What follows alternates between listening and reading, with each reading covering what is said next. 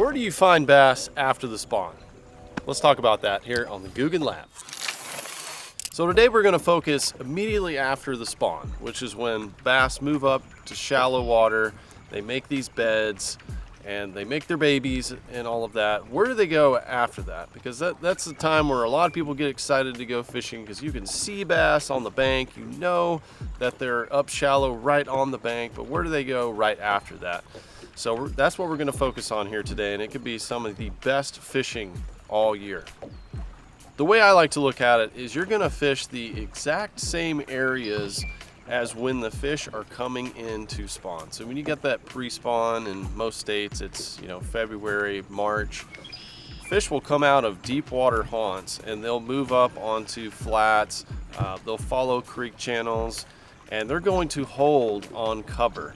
So any kind of cover that they can find, whether that be docks or brush or standing timber, maybe it's grass lines, they're going to go to those areas that are just deep enough where they feel comfortable. Maybe they can feed before they push all the way up into just a couple of feet of water and do their spawning. So what I like to do is follow the exact same path that those fish are taking in to go spawn, and just follow the same way out, and you're gonna hit the same pieces of cover. And they really like to get on that cover post spawn and hold there. They'll feed on bluegill. The shad will often have a shad spawn.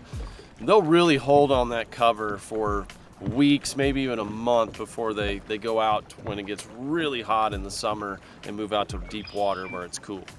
So bass are going to spawn in protected areas, coves, backs of creeks, protected pockets.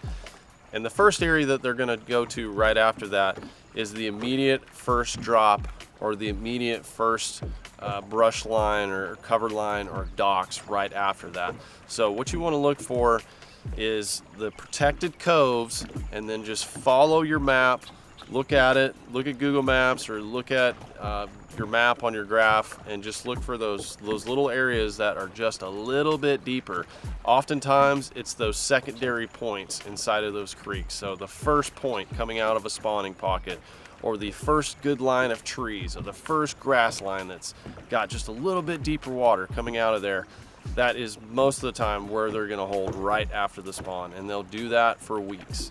This bite normally gets at its best when water temperatures are approaching the 70s. So bass will spawn in the mid 60s, and when you hit like 70 degrees, a lot of those fish, the bluegill will start spawning, but the bass are staying up shallow. So if you've got 70, 72, even up to 75, that's when you're gonna still have a lot of bass up there in those shallow areas around that cover. And when it gets hotter than that, they're gonna move out to the cool water that the deep water offers.